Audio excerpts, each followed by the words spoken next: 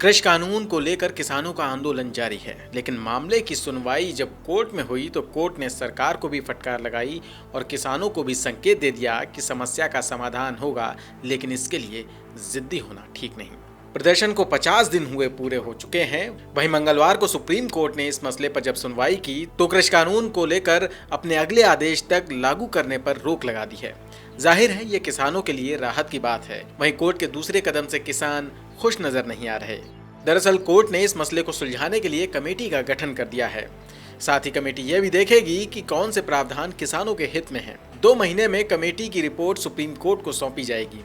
इस कमेटी में कुल 4 लोग शामिल किए गए हैं, जिनमें भारतीय किसान यूनियन के भूपेंद्र सिंह मान, शेतकारी संगठन के अनिल घनवत, कृषि अर्थशास्त्री अशोक गुलाटी और अंतर्राष्ट्रीय खाद्य नीति अनुसंधान संस्थान के प्रमोद के जोशी शामिल किए गए हैं।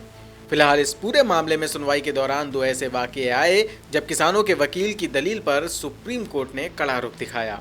दरअसल सुप्रीम कोर्ट के वकील ने कमेटी मेंबर को लेकर सुझाव दिया तो कोर्ट ने उन्हें जमकर फटकार लगाई।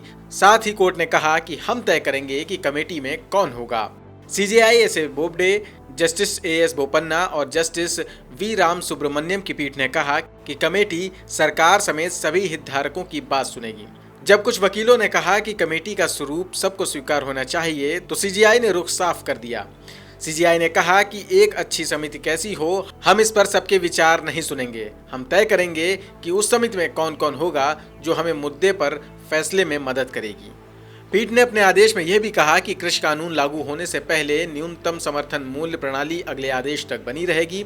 इसके अलावा किसान की जमीन के मालिकाना हक की सुरक्षा होगी।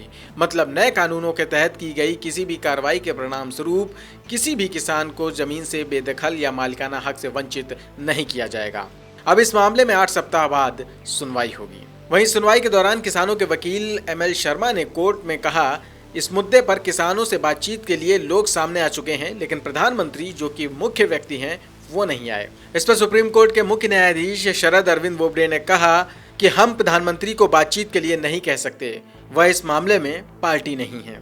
किसानों के वकील के अलावा सरकार की तरफ से किए गए प्रयासों पर कोर्ट ने सख्त टिप्पणी की। कोर्ट ने सरकार से स्पष्ट कहा कि आपने जो कदम उठाए उससे वो संतुष्ट नहीं है, लिहाजा कानून को लागू होने पर फिलहाल रोक लगाई जा रही है। वहीं सुप्रीम कोर्ट ने जो कमेटी बनाई है उसे लेकर भी किसान संगठन सहमत नजर नहीं आ रहे। Newsroom post, Delhi.